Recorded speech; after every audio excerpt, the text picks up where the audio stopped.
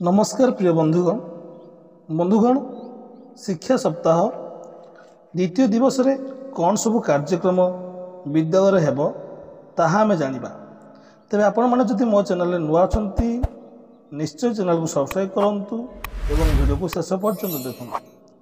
बंधुगण शिक्षा सप्ताह दिवस एफएलएन दिवस अर्थात मौलिक साक्षरता और संख्या ज्ञान दिवस द्वितीय दिवस यार उद्देश्य कौन रही जानिबा। उद्देश्य अच्छी एफएलएन दिवसर लक्ष्य होची शिक्षार प्रारंभिक पर्यायर पिलामानक पई मूल साक्षरता एवं सांख्यिक दक्षतार महत्व उपर गुरुत्व देवा। तेणु यही दिवस एक प्लाटफर्म रूप से कार्यकारी करिवो। तबे यार पॉइंट रे अच्छी 1 रे एफएलएन रो गुरुत्व विषय रे सचेतन सृष्टि करिवो। सफल एफएलएन पदक्षेप एवं प्रोग्राम गुडी को प्रदर्शन करने को हेब। एफएलएन रो सर्वोत्तम अभ्यास एवं अभिनव उपाय अंशीदार करने को पड़िबो। एफएलएन प्रयास को समर्थन करिबारे शिक्षाविद पितामाता एवं संप्रदाय मानकु नियोजित करने को पड़िबो।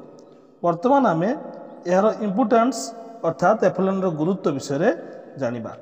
एफएलएन रो दक्षता सब हेउची एक शिशुर आजीवन शिक्षागत यात्रार मूलदुआ।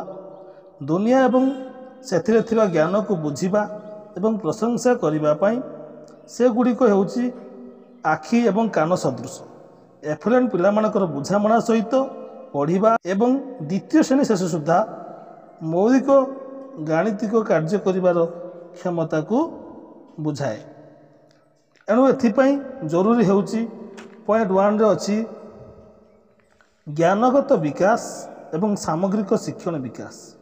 2 रे अछि आत्मविश्वास एवं शिक्षण प्रति एक सकारात्मक मनोभाव गढ़िबा। 3 रे समान शिक्षा सुनिश्चित करिबा एवं शिक्षार व्यवधान ह्रास करिबा।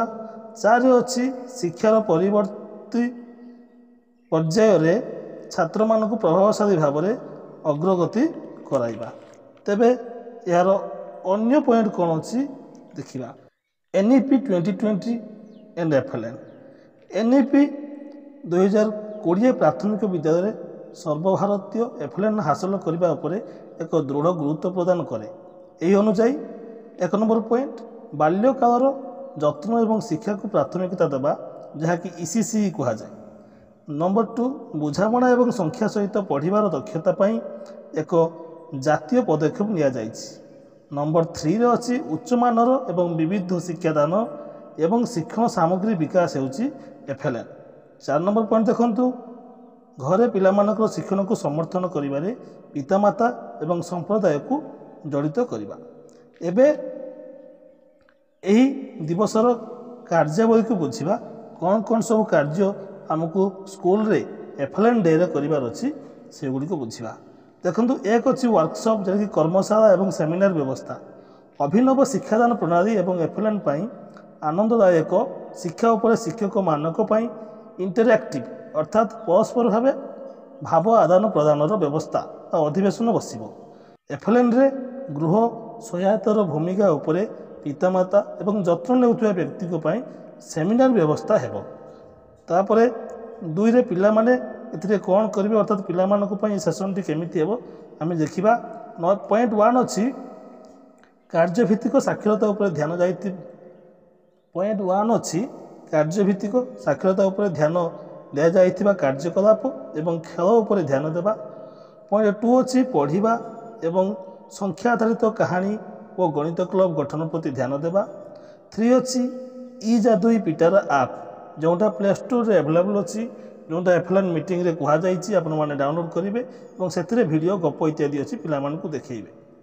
4 नंबर पॉइंट देखंतु भाषा विकास और साक्षरता ज्ञान विकास पई कहानीकार मानकु आनी सुजोग देबा जहाँ पाई पिलांकर शब्दकोश वृद्धि हो पारिबो। शब्दकोश शब्द ज्ञान वृद्धि हेबो।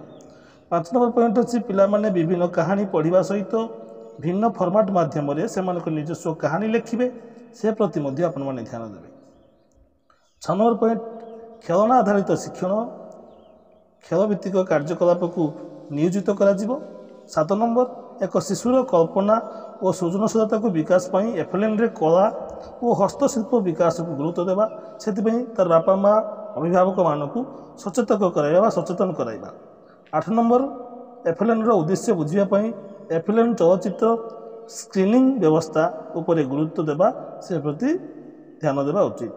ତାପରେ ଯେଉଁ ପଏଣ୍ଟ ଗୁଡ଼ିକ ଅଛି, ତାପରେ ପିଲାମାନଙ୍କ ପାଇଁ ପଢ଼ିବାର ଅଧିବେଶନ ସୃଷ୍ଟି ସହିତ ମୌଳିକ ସାକ୍ଷରତା ବୃଦ୍ଧି ପାଇଁ ବିଭିନ୍ନ ସାଂସ୍କୃତିକ କାର୍ଯ୍ୟକ୍ରମ ଉପରେ ଗୁରୁତ୍ୱ ଦେବା। ବନ୍ଧୁଗଣ, ଏହିସବୁ କାର୍ଯ୍ୟକ୍ରମକୁ ସୁଚାରୁ ରୂପେ ସମ୍ପାଦନ କରିବା ପାଇଁ ଆପଣମାନେ SMC ସଦସ୍ୟ, ଚେୟାରମ୍ୟାନ୍, ପ୍ରଭାବଶାଳୀ ବ୍ୟକ୍ତିମାନଙ୍କର ଯୋଗଦାନକୁ ମଧ୍ୟ ନିଶ୍ଚିତ କରିବେ। ଏହା NEP 2020ରେ ବର୍ଣ୍ଣିତ ପରି 2037 ସୁଦ୍ଧା ସର୍ବଭାରତୀୟ ଏଫ୍ଏଲ୍ଏନ୍ ହାସଲ କରିବା ଦିଗରେ ପ୍ରତିବଦ୍ଧତାକୁ ମଜବୁତ କରିବ। ଏଥିପାଇଁ ଆପଣମାନେ ଧ୍ୟାନ ଦିଅନ୍ତୁ। ଧନ୍ୟବାଦ।